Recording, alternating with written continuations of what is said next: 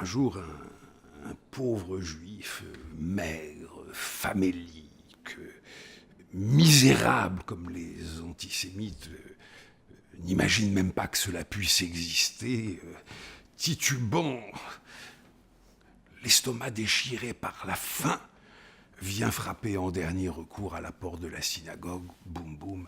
Le rabbin ouvre, il tombe à ses pieds et lui dit « Rabbin, je t'en supplie, il y a 8 jours que je n'ai pas mangé, aide-moi, un morceau de pain. » Le rabbin, bouleversé, ému, le prend dans ses bras, lui offre un bon repas et lui dit à la fin « Mais le temps de tes tourments est terminé, tu vas rester ici, je t'embauche comme Shemesh, comme Bedeau. » Et le visage du type se ferme et dit « Non, je ne peux pas. » « Mais comment tu ne peux pas ? » « Non, je ne peux pas. Mais enfin, mais tu seras nourri, logé, payé, pas beaucoup, mais enfin, non, je ne peux pas. » « Mais pourquoi ?» Et le malheureux, les yeux baissés vers ses chaussures, lui répond « Je ne sais ni lire ni écrire. » Le rabbin, effaré, désespéré, dit « Tu ne sais ni lire ni écrire, mais malheureux, mais personne ne peut rien pour toi, mais je ne peux rien pour toi, va, reprends ta route, que puis-je faire pour toi ?» Et le malheureux repart, et marche, la faim l'assaille à nouveau, et il glisse sur quelque chose, il tombe, il se fait mal, il regarde, et il voit qu'il avait glissé sur un crayon. Un très très beau crayon.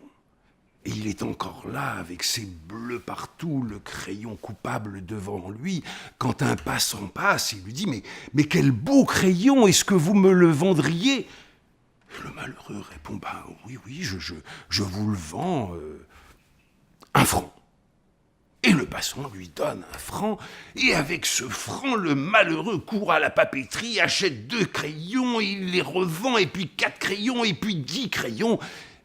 Et au bout de 6 mois, il possède la plus grande entreprise de crayons du Canada. Les forêts rentrent à un bout de la machine, ressortent en boîte de crayons, et puis ces usines se multiplient, et il devient le roi du crayon mondial, et sa fortune, son empire, sont tellement impressionnants que les conseillers du baron Bic le pressent.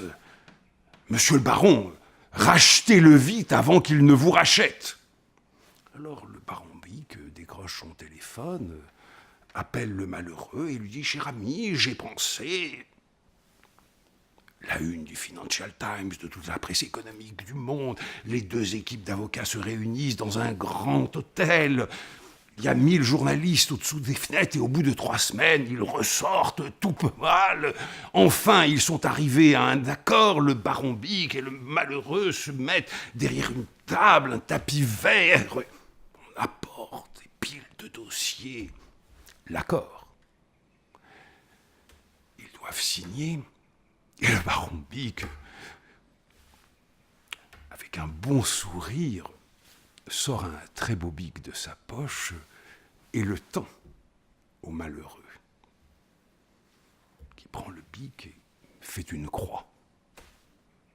Le baron Bic, extrêmement surpris, lui dit « Cher ami, vous signez d'une croix, mais comme c'est amusant, comme c'est surprenant, mais pourquoi ?» L'autre, le visage fermé, lui répond « Parce que je ne sais ni lire, ni écrire. » Et le baron Bic, stupéfait, s'écrie « Vous ne savez ni lire, ni écrire, et vous êtes devenu l'empereur du crayon, mais que seriez-vous devenu si vous aviez su lire ou écrire ?» Et l'autre lui répond « Shemesh. »